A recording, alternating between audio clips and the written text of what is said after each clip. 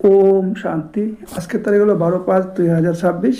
প্রাতঃ মুরলী। ওম শান্তি। বাপদাদা মধুবন। মিষ্টি বাচ্চারা, বিনাশের সময় এখন অতি নিকটে এসে গেছে। তাই কোনো দেহধারীর সঙ্গে ভালোবাসা না রেখে কেবল বাবার সঙ্গেই সত্যিকারের ভালোবাসা রাখো। আজকের প্রশ্ন, যেসব বাচ্চাদের কেবল বাবার সঙ্গেই সত্যিকারের ভালোবাসা থাকবে তাদের লক্ষণ কেমন হবে? উত্তরটা হলো, এক, তাদের বুদ্ধিযোগ কোনো দেহধারীর দিকে কখনোই যেতে পারে না। ওরা কখনোই নিজেদের মধ্যে পরস্পরের প্রেমিক প্রেমিকা হবে না। 2 নাম্বার, যার সত্যিকারের ভালোবাসা থাকবে সে সর্বদাই বিজয়ী হবে। বিজয়ী হওয়ার অর্থ সত্যযুগে মহারাজা মহারানী হওয়া। 3 নাম্বার, প্রীত বুদ্ধি সম্পূর্ণ বাচ্চারা সর্বদা বাবার কাছে সৎ থাকে, কিছুই লুকাতে পারে না। 4 নাম্বার, প্রতিদিন অমৃত বেলায় উঠে ভালোবেসে বাবাকে স্মরণ করবে। 5 নাম্বার, দুদিচি ঋষির মতো সেবাতে অস্থি অর্পণ করবে। 6 নাম্বার, তাদের বুদ্ধি দুনিয়ার কথাবার্তায় ঘোরাফেরা করবে না। গীতা গীত, তিনি কখনোই আমার থেকে আলাদা হবেন না। ন ও হমসে জুদা হঙ্গে। ওম শান্তি। ব্রহ্মার মুখ জাত বংশাবলী ব্রাহ্মণ কুলভূষণ বাচ্চারা এইরকম প্রতিজ্ঞা করেছে কারণ তাদের ভালোবাসা কেবল বাবার সঙ্গেই রয়েছে। তোমরা জানো যে এটা বিনাশের সময় বাবা বাচ্চাদেরকে বোঝাচ্ছেন যে বিনাশ তো অবশ্যই হবে। বিনাশের সময়ে যার বাবার সঙ্গে ভালোবাসা থাকবে সেই বিজয়ী হবে, অর্থাৎ সত্যযুগের মালিক হবে। শিব বাবা বুঝিয়েছেন রাজা এবং প্রজা উভয়ই সত্যযুগের মালিক হবে, কিন্তু তাদের পদমর্যাদার মধ্যে অনেক পার্থক্য রয়েছে। যত বেশি বাবার সঙ্গে ভালোবাসা রাখবে, স্মরণ করবে, তত তোমরা ভালো পথ পাবে। বাবা বুঝিয়েছেন বাবাকে স্মরণ করলেই তোমাদের বিক্রমের বোঝা উস্মিত হবে। তোমরা লিখতে পারো যে বিনাশের সময়ে প্রীতহীন বুদ্ধি হলে কী অবস্থা হয়। এতে ভয় পাওয়ার কিছু নেই। বাবা বলেছেন, আমি নিজে বলেছি যে তাদের বিনাশ হবে এবং প্রীত বুদ্ধিদের বিজয় হবে। বাবা একদম স্পষ্টভাবে বলেছেন, এই দুনিয়ার কারোর বুদ্ধিতেই ভালোবাসা নেই, তোমাদের মধ্যে ভালোবাসা রয়েছে। বাবা বলেছেন, বাচ্চারা পরমাত্মা এবং শ্রীকৃষ্ণের মহিমা সম্পূর্ণ আলাদা। লিখিতভাবে মানুষকে দিলেই প্রমাণ করা যাবে যে গীতার ভগবানকে। এটা খুব জরুরি। দ্বিতীয় বাবা বুঝাচ্ছেন, জ্ঞানের সাগর পতিত পাবন পরম পিতাকে বলা যাবে নাকি জলের নদীকে। জ্ঞানের গঙ্গা নাকি জলের গঙ্গা, এগুলো খুবই সহজ ব্যাপার। দ্বিতীয় কথা হলো, যখন প্রদর্শনীর আয়োজন করো তখন দুনিয়ার গীতা পাঠশালার মানুষদেরকে সবার আগে আমন্ত্রণ জানানো উচিত। ওরা সংখ্যায় অনেক, ওদেরকে বিশেষভাবে নিমন্ত্রণ করতে হবে। যারা শ্রীমদ্ ভাগবত গীতা পাঠ করে তাদেরকেই আগে নিমন্ত্রণ করতে হবে, কারণ তারা নিজেরাও ভুলে গেছে আর সবাইকে ভুলিয়ে দিচ্ছে।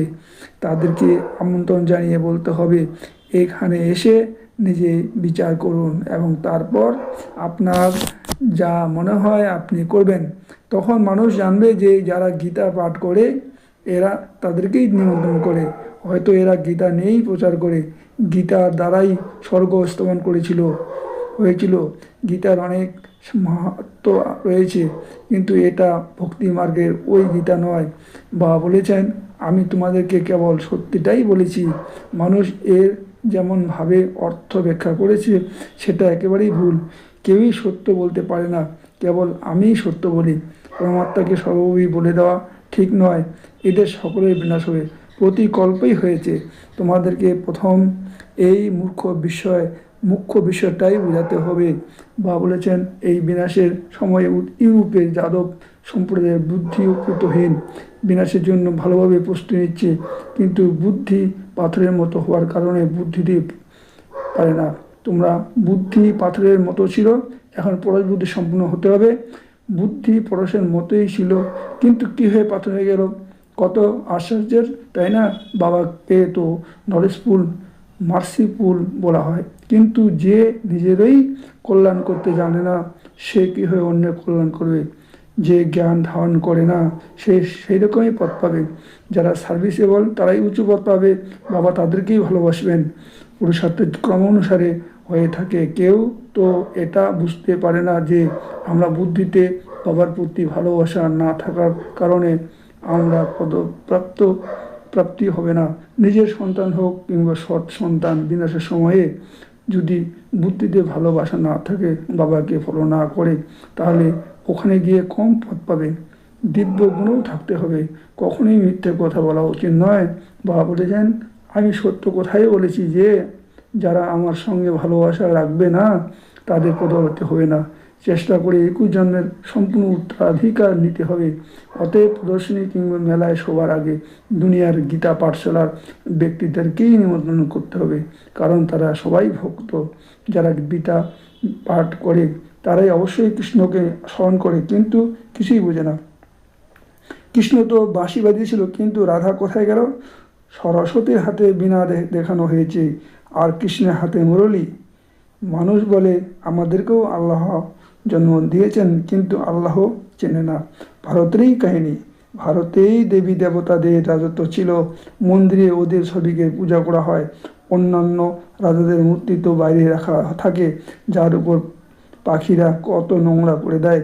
লক্ষ্মীনারায়ণ, রাধাকৃষ্ণ ইত্যাদি কত ফার্স্ট ক্লাস জায়গায় বসানো হয়, ওদেরকে মহারাজ মহারানী বলা হয়, ইংরেজিতে কিং। কত লক্ষ লক্ষ টাকা খরচ করে মন্দির বানানো হয়, কারণ ওরা পবিত্র মহারাজা ছিল। যেমন রাজা রানী পূজনীয় ছিল, সেরকম প্রজারাও ছিল। তোমরাই পূজনীয় থেকে পূজারী হয়ে যাও। অতএব মুখ্য বিষয় হলো বাবাকে স্মরণ করো। বাবাকে স্মরণ করার অভ্যাস করলেই জ্ঞান ধারণ হবে।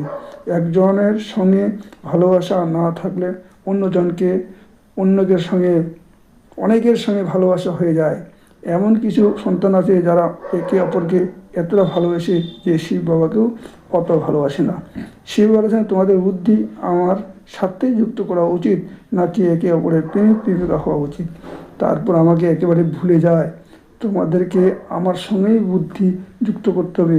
এর জন্যই পরিশ্রম করতে হয়। বুদ্ধির যোগ অন্যদিকে থেকে বিচ্ছিন্ন হয়। শিব বাবাকে স্মরণ না করে কেবল সারাদিন একে অন্যের কথা স্মরণ করে বাবা যদি তাদের নাম বলে দেন, তবে তারা ট্রেটার বিশ্বাসঘাতক হয়ে যায়। তারপর গালি দিতেও দেরি করে না। এই বাবাকে যদি গালি দেওয়া, তবে শিব বাবাও সঙ্গে সঙ্গে শুনে নেবেন। ব্রহ্মার কাছে পড়াশোনা না করলে শিব বাবার কাছেও পড়াশোনা করতে পারবে না। ব্রহ্মাকে ছাড়া তো শিব বাবা বলতেই পারবেন না, তাই তিনি সাকার বাবাকেই জিজ্ঞেস করতে বলেন। অনেক ভালো ভালো সন্তান আছে যারা সাকার বাবাকে সম্মান করে না। ওরা ভাবে ইনিও তো পুরুষার্থী তো সকলেই, কিন্তু তোমাদের তো মাতা পিতাকেই ফলো করতে হবে। কাউকে বুঝালে বুঝে যায়, কারো ভাগ্যে না থাকলে বুঝতেই পারে না, 26 বিফল হয় না। কেবল বাবার প্রতি বুদ্ধিযোগ রাখতে হবে। আজকাল অনেকেই বলে যে আমার মধ্যে শিব বাবা আসেন, এই বিষয়ে খুব সাবধান থাকতে হবে। মায়া প্রবেশ করে যাদের মধ্যে আসে, আগে শ্রী নারায়ণ ইত্যাদির আগমন হতো, তারাও আজকে নেই। কেবল প্রবেশ করলেই কিছু যায় আসে না। বাবা বলেছেন, মামেকম স্মরণ করো। এছাড়া যারা বলে আমার মধ্যে ইনি আসেন, আমার মধ্যে উনি আসেন, এগুলো সব মায়া। আমাকে স্মরণ না করলে তার কী প্রাপ্তি হবে? যতক্ষণ না পর্যন্ত বাবার সাথে সরাসরি যুক্ত হচ্ছ, ততক্ষণ কীভাবে পথ পাবে আর ধারণা হবে? বাবা বলেছেন, তুমি মামেকম স্মরণ করো। আমি ব্রহ্মার দ্বারাই বুঝাই, ব্রহ্মার দ্বারাই স্থাপন হয়েছিল। তিনি মূর্তিকে প্রয়োজন। কেউ কেউ ব্রহ্মার ছবি দেখে বিগড়ে যায়, কেউ আবার কৃষ্ণের 84 জন্মের কাহিনী শুনে বিগড়ে যায়, ছবিকেই ছেড়ে দেয়। আরে এই ছবির তো স্বয়ং বাবা বানিয়েছেন। তাই বাবা বাচ্চাদেরকে বলছেন, ভুলে যেও না, কেবল বাবাকেই স্মরণ করতে থাকো। যারা বন্ধনে আছে তাদের কান্নাকাটি করা উচিত নয়, ঘরে বসেই বাবাকে স্মরণ করতে থাকো। যারা বন্ধনে রয়েছে তারা তো আরও ভালো পথ পেতেই পারে। বাচ্চারা তোমাদেরকে স্মরণ জ্ঞানের সাগর জ্ঞান দেন। কেবল বাবা ছাড়া অন্য কারোর মধ্যেই আধ্যাত্মিক জ্ঞান নেই। পরমপিতা পরমাত্মাই হলেন জ্ঞানের সাগর, তাকেই মুক্তিদাতা বলা হয়। এই জন্য ভয় পেলে হবে না। বাবা বাচ্চাদেরকে বোঝাচ্ছেন, বাচ্চাদেরকে আবার অন্যদেরকে বোঝাতে হবে। বাবা বলছেন, আমাকে স্মরণ করলে সদ্গতি হবে। সত্যযুগে রাম রাজত্ব থাকে, কলিযুগে নয়। সত্যযুগে একটাই রাজ্য থাকবে। এইসব বিষয়গুলি তোমাদের বুদ্ধিতেও কর্মানুসারে ধারণ করা হয়। যার ধারণা হয় না তার ক্ষেত্রে বলা হবে, বিনাশের সময় বুড়ি বুদ্ধি, ওদের পদপ্রাপ্তি হয় না। বিনাশ তো সকলেরই হবে। এই শব্দটা খুবই গুরুত্বপূর্ণ। শিব বাবা বলেন, বিনাশের সময় কৃত বুদ্ধি সম্পূর্ণ হও। এটাই তোমাদের অন্তিম জন্ম। এই জন্মে যদি ভালোবাসা না রাখো তাই প্রভাবিত হবেই না। সত্য হৃদয়ের জন্য সাহেব রাজি হয়ে যান। দধিচি ঋষির মতো সেবা কার্যে অস্থি অর্পণ করতে হবে। কখনো কারোর উপর গ্রহের দোষা লাগলে তার জ্ঞানের নেশা কেটে যায় এবং অনেক রকমের বাধা আসে। মুখে বলে, এর থেকে তো লৌকিক দুনিয়ার চলে যাওয়াই ভালো, এখানে একটু মজা নেই। এই দুনিয়ায় অনেক রকমের নাটক বায়োস্কোপ রয়েছে। যারা ওই সব বিষয়ে ফেসে আসে তাদের পক্ষে এখানে টিকে থাকা খুব মুশকিল। তবে পুরুষার্থ করলে উঁচু পদপ্রাপ্তি হবে, হাসি খুশি থাকতে হবে।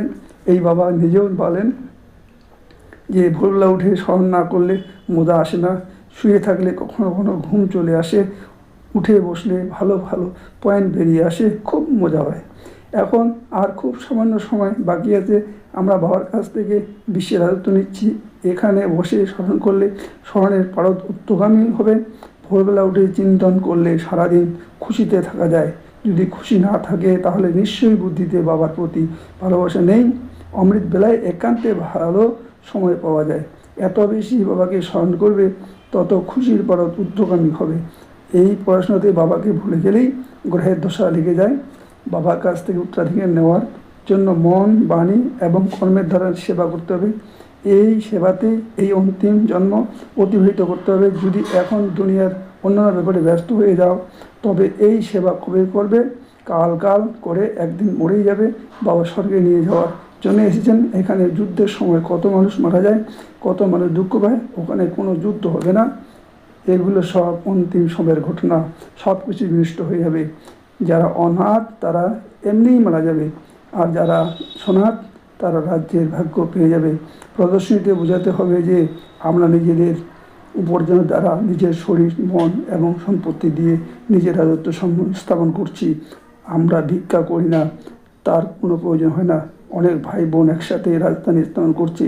আপনারা কোটি কোটি টাকা সঞ্চয় করেও নিজের বিনাশ করেছেন, আর আমরা প্রত্যেকটা পয়সা জমা করে নিয়ে বিশ্বের মালিক হচ্ছি। কত আশ্চর্যের ব্যাপার। আচ্ছা, মিষ্টি মিষ্টি হারানিধি বাচ্চাদের প্রতি মাতা পিতা দাদার স্মরণের স্নেহ সুমন আর সুপ্রভাত। আপনাদের পিতা তার আত্মারূপী বাচ্চাদের জানাচ্ছেন নমস্কার।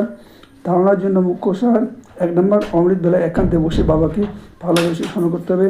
দুনিয়ার কথাবার্তা না গিয়ে ঈশ্বরীয় সেবাতে নিযুক্ত থাকতে হবে। 2 নম্বর, বাবার সঙ্গে সাহসিকতা ভালোবাসা রাখতে হবে। নিজেদের মধ্যে প্রেমিক প্রেমিকা হওয়া উচিত নয়। কেবল বাবার সঙ্গে ভালোবাসা রাখতে হবে, কোনো দেহধারীর সঙ্গে নয়।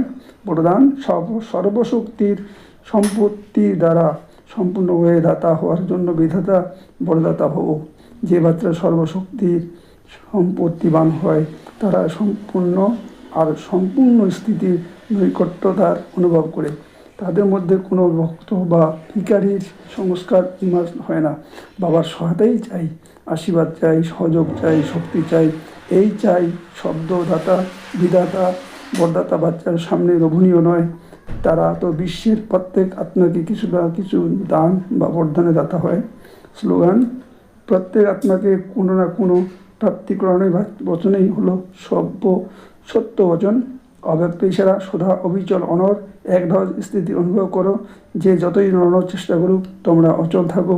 পরিস্থিতি শ্রেষ্ঠ নাকি স্থিতি শ্রেষ্ঠ? কখন পরিস্থিতি আক্রমণ করে না তো চিন্তা করো, এই পরিস্থিতি পাওয়ারফুল নাকি স্থিতি পাওয়ারফুল? তো এই স্মৃতির দ্বারা দুর্বল থেকে শক্তিশালী হয়ে যাবে। যেরকম তোমরা তপস্বীরা এক ঢল স্থিতি একাগ্র হও, সেখানে হঠযোগীরা এক পায়ে দাঁড়িয়ে যায়। তো কোথায় একরস স্থিতি আর কোথায় এক পায়ে স্থির থাকা পার্থক্য হয়ে যায়, তাই না? ওম শান্তি, ওম শান্তি, ওম শান্তি।